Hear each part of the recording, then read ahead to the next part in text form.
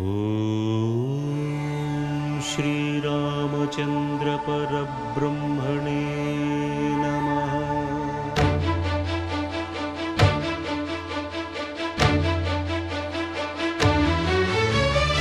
అదిగో అదిగో భద్రగిరి, ఆంధ్రజాతికిది అయోధ్యాపురి.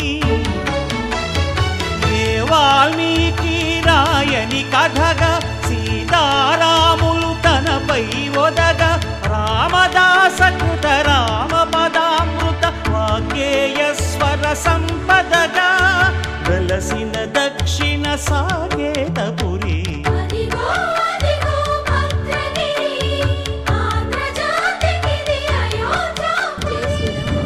పరిత్రాణాయ సాధూనాం వినాశాయ చతుస్కృతం ధర్మ సంస్థాపనార్థాయ సంభవామి యుగే యుగే.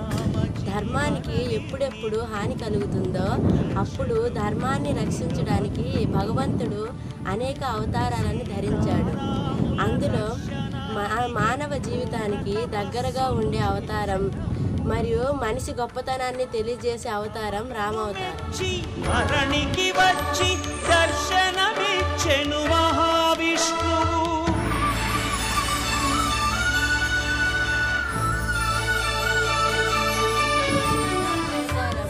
ఎందుకు అంత గొప్పది అంటే, రాజ్యం పోయిన, తండ్రి మరణించిన, అరణ్యంలో ఉన్న భార్యను రావణుడు అపహరించిన, ధర్మాన్ని విడిచిపెట్టని వాడు శ్రీరాముడు. ధర్మాత్ముడు, గుణవంతుడు, వీర్యవంతుడు, సత్యం పలికేవాడు, విద్యావంతుడు, అసూయ లేనివాడు, క్రోధం లేనివాడు ఎవరైనా ఉన్నారు అంటే అది మన శ్రీరాముడు. ఇన్ని మంచి లక్షణాలు ఉన్న రాముని పుట్టినరోజును మనం శ్రీరామనవమిగా జరుపుకుంటున్నాము. ధరణీపతియే ధరకు అల్లుడై, శంఖ చక్రములు అటు ఇటు కాగా, ధనుర్బాణములు మారీచుని సైతం రాముడంటే రాశీభూతమైన ధర్మం అని చెప్పాడు. 24,000 శ్లోకాలలో ఏ ఒక్క శ్లోకంలో కూడా రాముడు ధర్మం తప్పినట్టు లేదు. తల్లిదండ్రులను గౌరవించాలన్నా, అన్నదమ్ములతో కలిసి బ్రతకాలన్నా మంచి విలువలను మనం శ్రీరాముడి వద్ద నుంచి నేర్చుకోవచ్చు. ఇంత గొప్పవాడైన శ్రీరాముడి పుట్టినరోజును మనం పెద్ద పండుగలా జరుపుకోవచ్చు. జంతువున మనుష్య జన్మ దుర్లభం అని శంకరాచార్య వారు చెప్పారు. అంటే 84 లక్షల జీవరాశులు ఉన్నాయని శాస్త్రం చెప్పింది. అందులో మనిషిగా పుట్టడం మన అదృష్టం.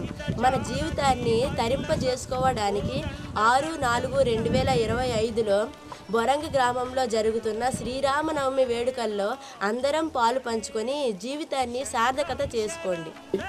ధర్మం కోసం, తండ్రికి ఇచ్చిన మాట కోసం శ్రీరాముడు 14 సంవత్సరాలు అరణ్యవాసానికి వెళ్ళాడు. అంత గొప్పవాడైన రాముణ్ణి దర్శించడానికి మీరందరూ ఈ బొరంగ గ్రామం రావాలని నా మనస్ఫూర్తిగా ఆహ్వానిస్తున్నాను. సౌమిత్రియుక్తం భజే